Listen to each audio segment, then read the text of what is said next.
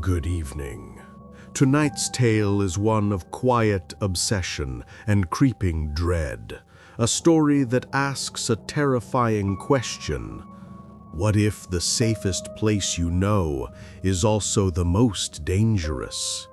We follow Walter Miller, a lonely night manager at a 24-hour storage facility, whose mundane world is turned upside down by a mysterious tenant with a bizarre clockwork routine. His curiosity will lead him down a path into a darkness he could never have imagined, a darkness that knows his name, his habits, and where he sleeps.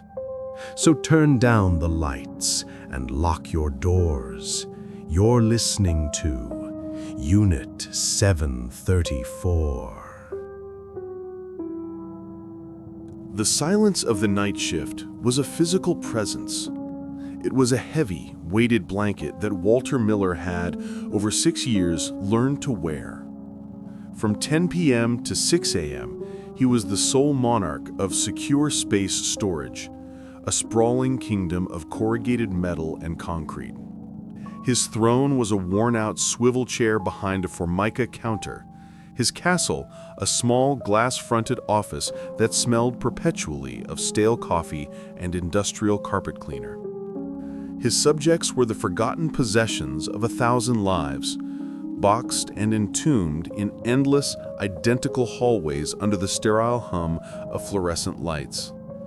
Walter knew the facility better than he knew his own cramped apartment. He knew which of the roll-up doors, when raised, would shriek like a banshee, and which would groan like a dying man. He was the warden of this quiet, inanimate prison, and the silence was his constant companion. Until the man in the gray sedan appeared.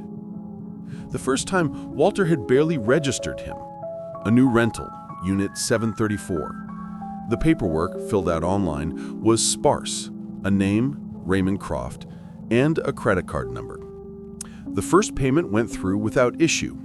The man had arrived around 3:30 a.m., a strange time for moving, but not unheard of. People had their reasons: divorces, sudden evictions, lives that operated on nocturnal schedules. Walter had buzzed him through the main gate, watched the grainy monitor as the sedan crept through the facility, and thought nothing more of it. The second time was a week later. The same gray sedan, pulling up to the gate at the exact same time. Walter checked the log. 3:33 a.m. He punched the gate code and watched the car's headlights cut a swath through the gloom, heading for the same distant F block. Strange, but still within the realm of the explainable. It was the third time, another week later to the day, that the first real prickle of unease surfaced. The timestamp on the gate's access log blinked in stark green numbers: 3:33:00. Not 3:32, not 3:34. It was perfect. Walter leaned forward, his focus narrowing on the security monitor. The sedan parked, a figure emerged, tall, thin, indistinct in the low-resolution feed. The man moved with a stiff, deliberate gait toward Unit 734. He slid a key into the padlock, the heavy cylinder lock clicking open. The metal door rumbled up, revealing a black square of nothingness. The man stepped inside, pulling a small cord that activated the unit's single bare bulb. A minute passed, then another. At precisely 3:36, the light went out, the door rolled down with a deafening clang in the silent yard, the lock clicked shut, and the man returned to his car. He drove away without a backward glance. From that night on, it became a ritual, not just for Raymond Croft, but for Walter too. Every single night, 7 days a week, the gray sedan would arrive at 3:33 a.m. The routine never varied by a single second. The gate, the drive, the lock, the 3-minute visit, the departure. It was a piece of clockwork inserted into the otherwise unpredictable flow of the night. Walter's curiosity festered into a low-grade obsession. Who was this man? What could possibly be so important that it required a 3-minute visit to a storage unit in the middle of the night, every night? He tried to get a better look, zooming in on the security feed until the image dissolved into a pixelated mess. He could never make out a face, just a silhouette in a dark coat, regardless of the season. He started building narratives in his head. Was he a spy, exchanging dead drops? A dealer, stashing contraband? Maybe something more mundane, a baker or a shift worker who just used the unit as a changing room. But none of it fit the sheer, unnerving precision of the act. It felt less like a task and more like a ceremony. The silence of the facility was no longer a comfort. It was now a stage. And every night at 3:33 a.m., Walter watched the same unsettling one-act play. The months bled into one another. Summer's humid nights gave way to the crisp chill of autumn. The ritual continued. Walter found himself holding his breath as 3:32 ticked over, his heart thumping in a strange rhythm of anticipation and dread. The man in the sedan became the central mystery of his life, a fixed point in the lonely axis of his world. Then, one Tuesday in late October, 3:33 a.m., came and went. The silence was different that night. It wasn't just empty, it was wanting. Walter stared at the monitor displaying the empty entrance gate, a knot of anxiety tightening in his stomach. 3:35, 3:40, 4 a.m. The gray sedan never came. For the first time in over a year, the ritual was broken. Walter felt a bizarre sense of loss, immediately followed by a wave of suspicion. This wasn't a random absence. It felt like a dropped stitch in a pattern, a silent alarm. He checked the system. Raymond Croft's payment for the month was 5 days overdue. An email notification had been sent, then another. Both remained unanswered. Company policy was clear. After a 15-day grace period, a certified letter would be sent. After 30 days, the unit was declared delinquent, the lock would be cut, and the contents would be inventoried for auction. The 15 days passed in excruciating silence. No gray sedan, no late payment.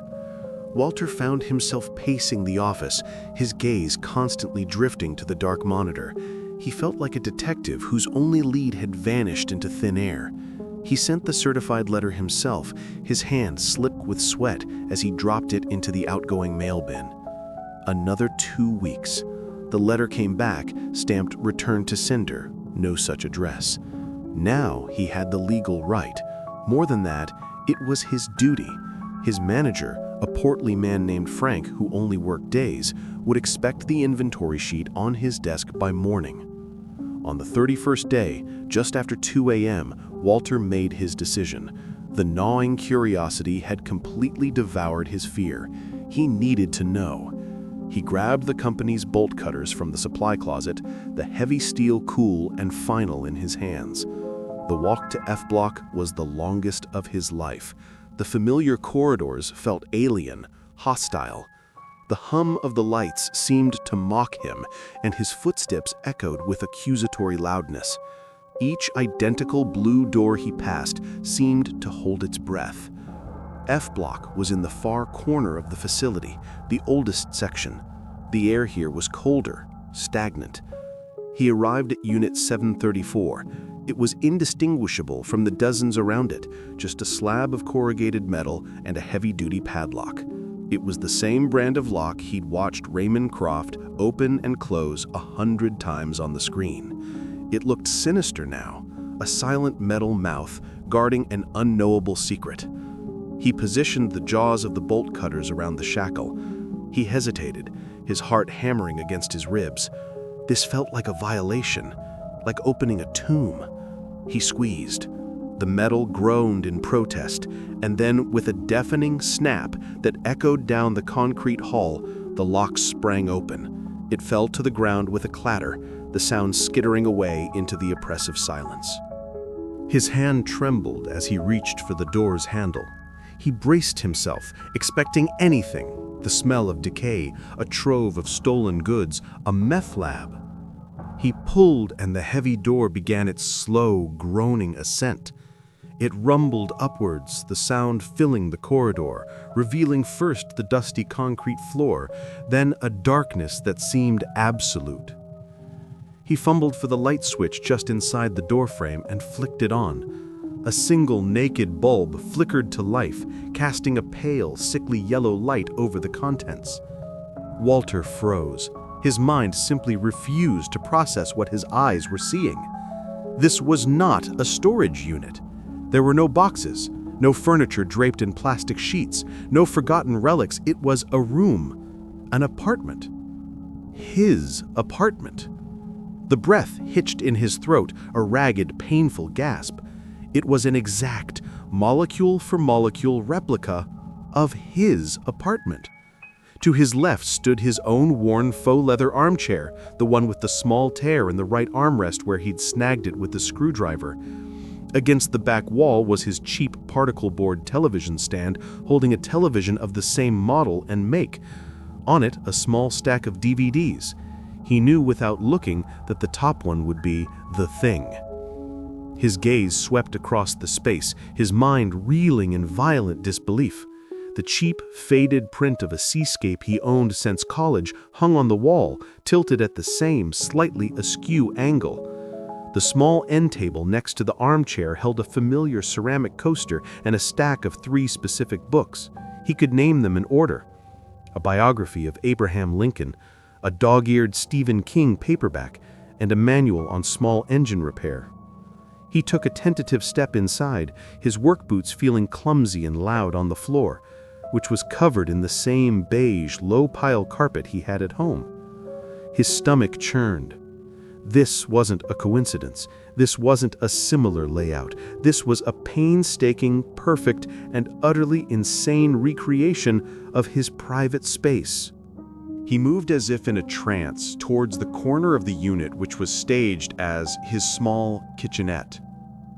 A single coffee mug, his favorite, the one with the chipped rim that said "World's Okayest Employee," sat by a small coffee maker. He leaned closer, a cold dread washing over him. There was still a shallow pool of cold coffee at the bottom, exactly as he had left his own mug that morning before coming to work. How? How could anyone know these details? The crack in the ceramic floor tile he'd been meaning to fix. The specific pattern of scuff marks on the wall where his desk chair always hit.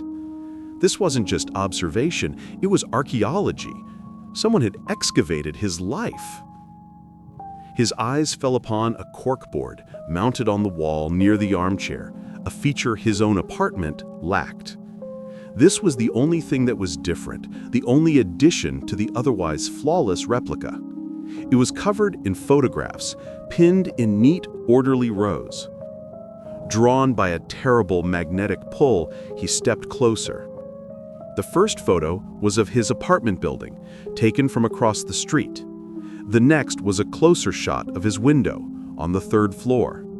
The one after that was closer still, as if taken with a powerful telephoto lens looking directly into his living room. He could see himself on the couch watching TV. Then the photos changed. The perspective shifted. The next picture was taken from inside his apartment. It showed the back of his head as he sat at his small kitchen table eating a bowl of cereal. Walter felt the blood drain from his face. His hands went numb. He lived alone. He always locked his door. He was meticulous about it.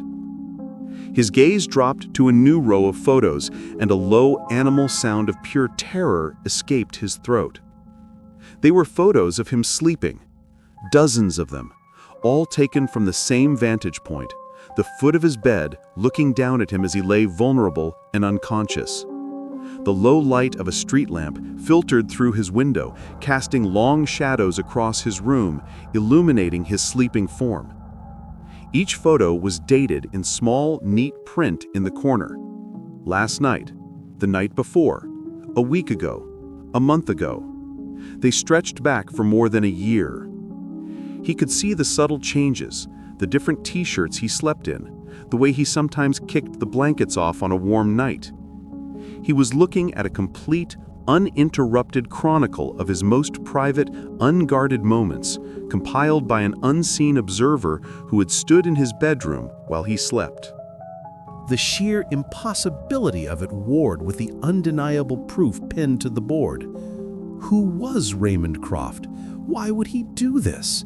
The nightly visits to this horrific diorama. Was he coming here to admire his work? To stand in this recreated space and savor the knowledge of his complete and total violation of Walter's life? A sudden noise from the corridor behind him made him spin around, his heart seizing in his chest. It was a soft scuff, the sound of a shoe on concrete. "Hello?" he called out, his voice a pathetic, cracking whisper. There was no answer but the ever-present hum of the lights. He stood frozen for a moment, listening, every nerve ending screaming. Was it him? Was Croft here?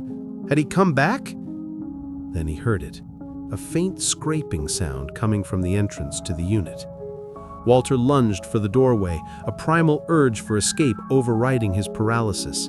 He was halfway across the concrete floor when the world plunged into absolute darkness as the unit's light was switched off from the outside. A split second later, the heavy corrugated metal door came slamming down. Clang! The sound was a physical blow, a concussive wave of noise and finality that vibrated through the floor and up into his bones. He crashed into the cold metal, his hands slapping against its unyielding surface. A final, horrifying sound followed, the sharp, metallic click of a padlock snapping shut. "No!" he screamed, the sound swallowed by the insulated confines of the unit. "No, please, let me out!" He pounded on the door with both fists, the impacts jarring his shoulders. He kicked at it, his boots thudding uselessly against the steel. There was no response. No footsteps receding, no car starting, nothing but the frantic, hammering beat of his own blood in his ears and the thick, suffocating silence of the dark. He was locked inside a perfect, terrifying copy of his own home. He stumbled backwards, tripping over the leg of the armchair, his armchair, and fell to the floor. He scrambled away from the door on his hands and knees, his breath coming in ragged, hysterical sobs. The darkness was total, a velvet black void that pressed in on him from all sides, but it wasn't empty. He could see it all perfectly in his mind's eye. The television, the books, the chipped coffee mug, and the corkboard. The photographs of him sleeping, watching him now from the wall in the crushing dark. He was home, and he was trapped. The warden was now a prisoner, entombed in a mausoleum built from his own life. And somewhere, out there in the silent, humming corridors of secure space storage, a shadow was watching. And there he stays, a prisoner in his own life, a ghost in a machine built just for him. The silence of the night shift has a new meaning now, doesn't it? Thank you for tuning in to our little corner of the dark. If this story chilled you to the bone, don't forget to like and subscribe for more tales of terror. Until next time, sleep well, if you can.